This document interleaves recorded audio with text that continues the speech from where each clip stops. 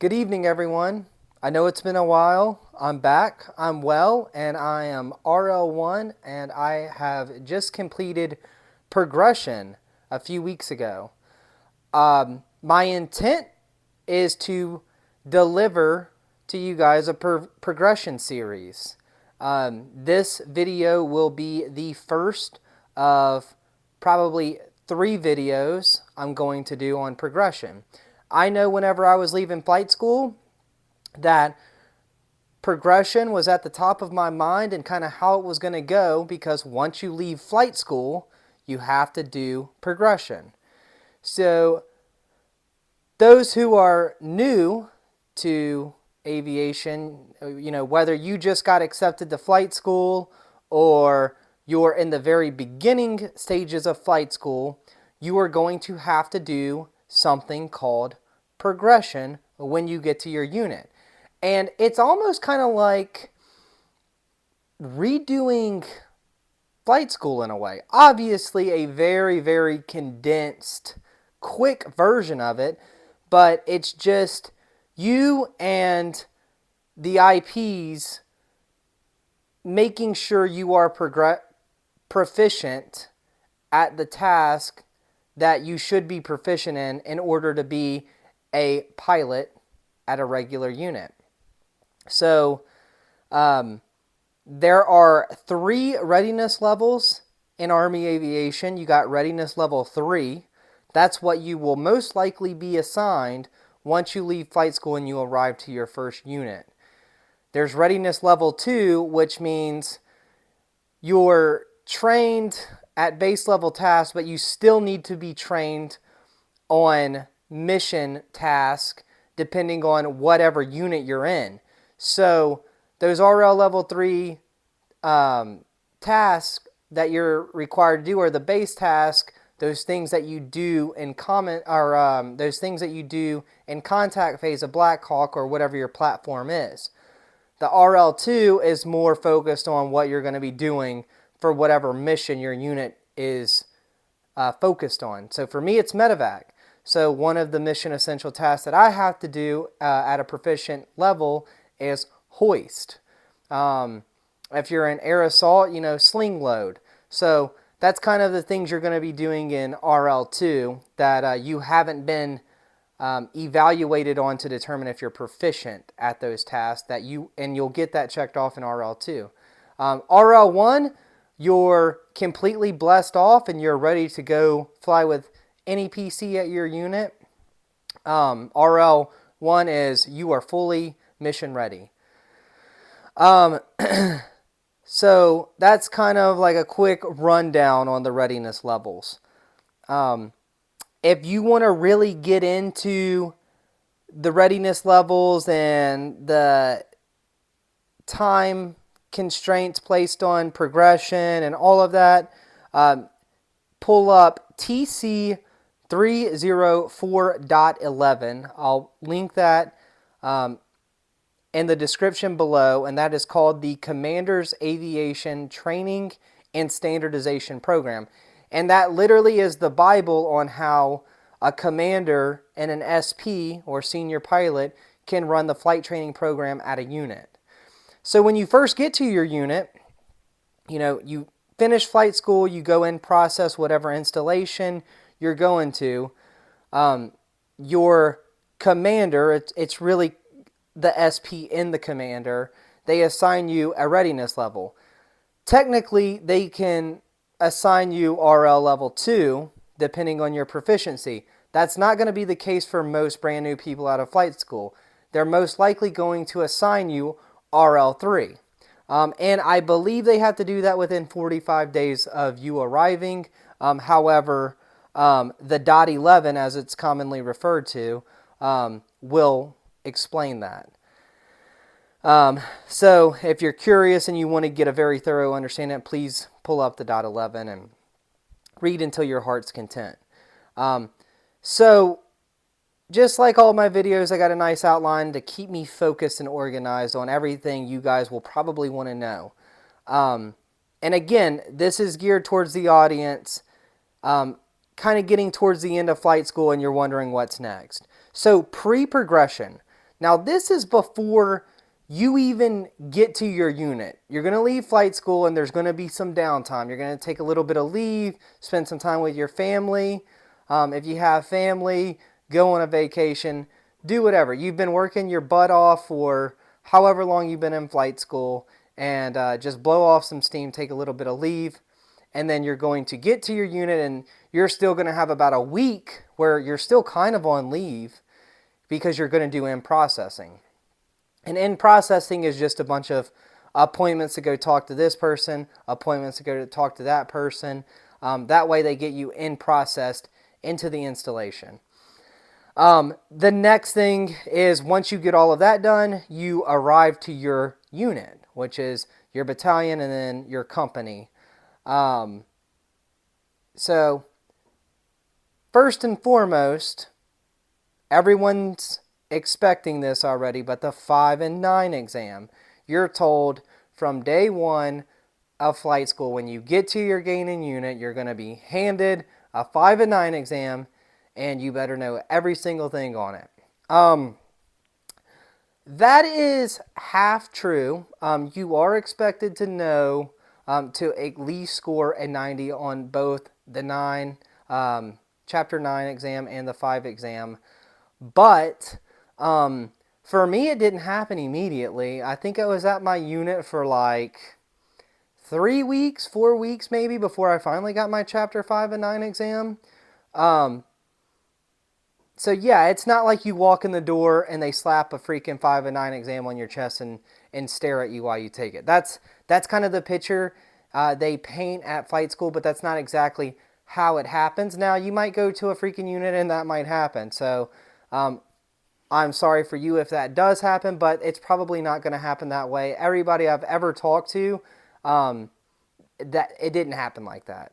Pretty much they let you kind of come into the unit, get settled down, and eventually the SP will come up to you and be like, hey, look, can you take your 5 and 9 tomorrow? Pretty much that's how it's going to go.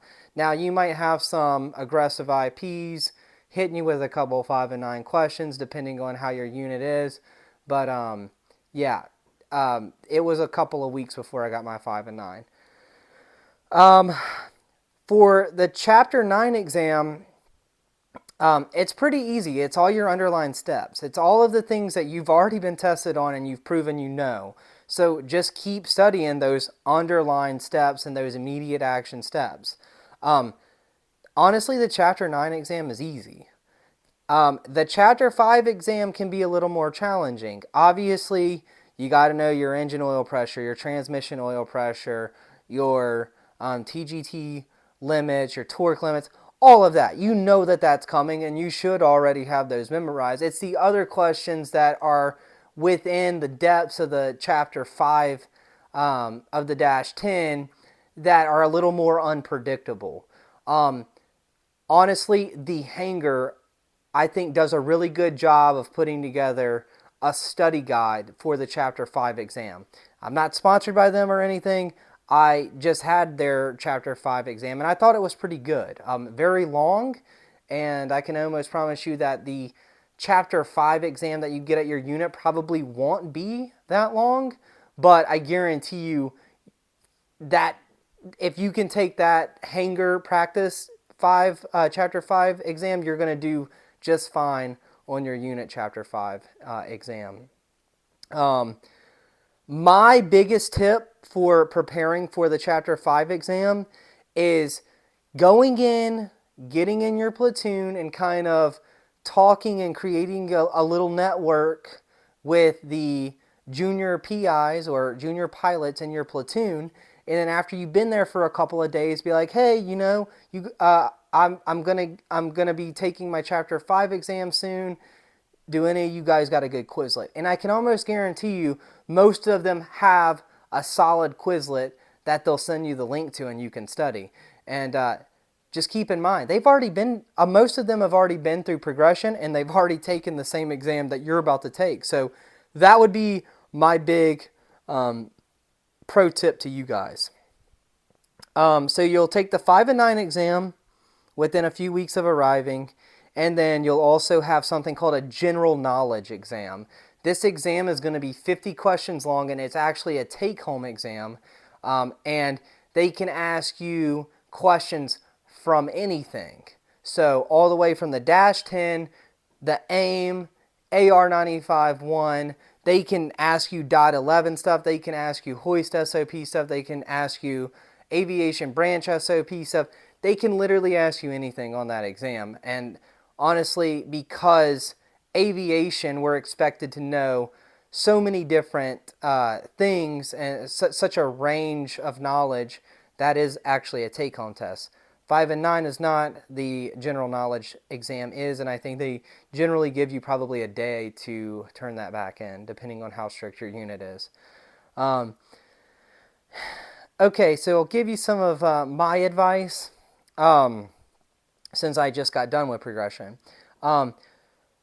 Study the local flying rules. At a minimum, know your traffic pattern altitudes and know the layout of the airport. So the taxiways, the sides, landing and takeoff directions, obviously, and just little rules that govern aviation in your local area. You don't have to freaking memorize it from cover to cover, but like I said, good rule of thumb is traffic pattern altitudes and the layout of the airfield. Because when you get in on your first flight with your IP, and if ground is telling you, hey, Black Hawk 20505, taxi via Alpha to Zulu side or whatever, and you look over at your IP and you're like, what's that? He'll probably give you some grace because you are new, but it is very impressive when you already know where to go. So that is something that can kind of like make a good first impression on IPs. Know the airfield, I already said that. Know the ATM standards for the base task. So when you're RL3, I wouldn't even waste my time focusing on the mission task because you're going to have plenty of time to do that when you're RL2. But know those base tasks before your first flight, the standards for them. So the standards for all your takeoffs, the standards for all your landing, what is a standard traffic pattern, VMC approach, boost off, hovering, slopes. Know those standards, those common standards. Because if your IP is constantly reminding you of those things, you're getting off to a bad start. But if you know them and you know them well enough to even say them as you're doing them, that's a leg up. I mean, don't be annoying about it.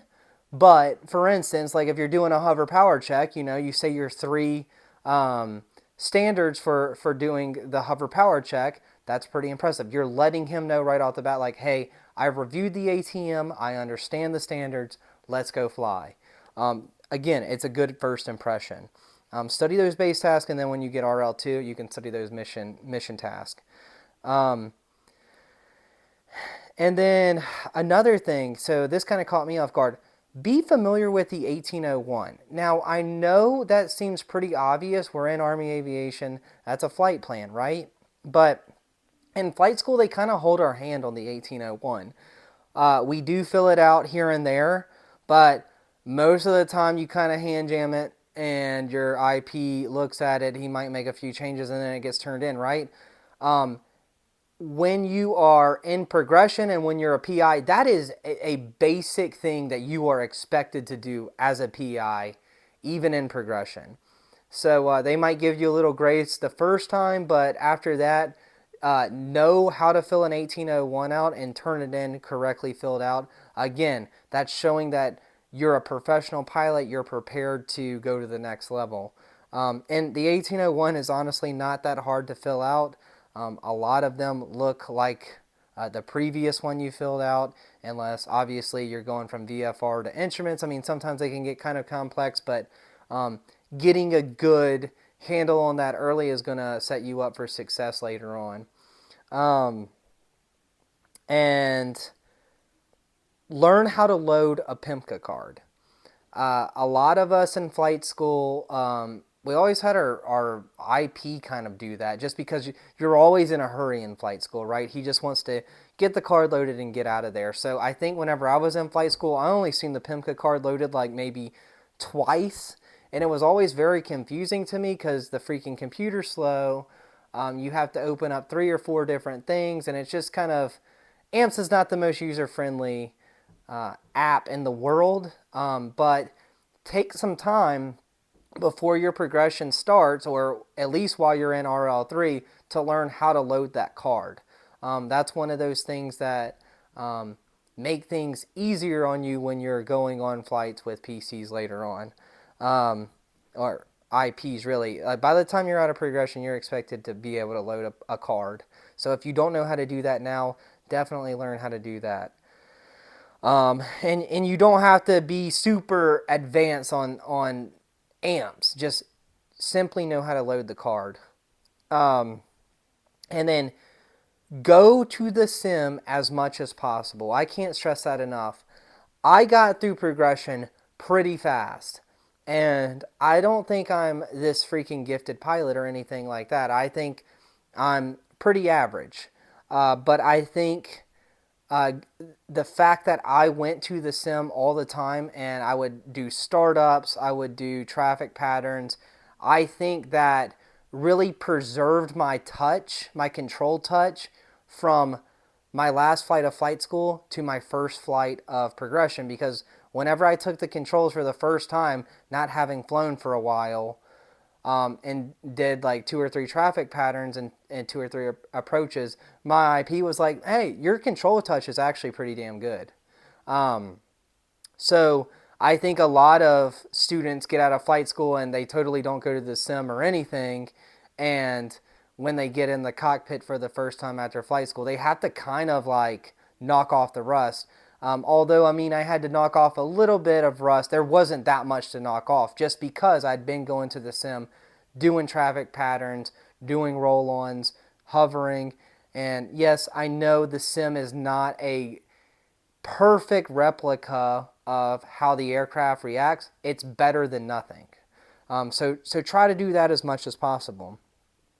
It also looks good. If you're constantly going to the sim, IPs and pilots in your unit are also going to notice that. So, little bit about me, just to kind of give you guys an idea. I know a lot of you guys watch this and you kind of take my story and try to compare it to how things are going to go to you. So I want to create some predictability in your life. That's kind of a point of my channel, is whenever I was going through flight school, I was always kind of like, what's next? What can I expect next? And there wasn't any great content for me to kind of go to. So I really want to give that to you guys. So my story, I got to my unit, I did my 5 and 9 and all of the written stuff. And I started progression on 22 September. I arrived to my unit on 1 August. So keep that in mind. My arrival date was 1 August, and that was to my company, not to the installation, to my company on 1 August. I started progression 22 September. So do some rough math, that's about 52 days. And this was my first flight. This wasn't any of the written stuff.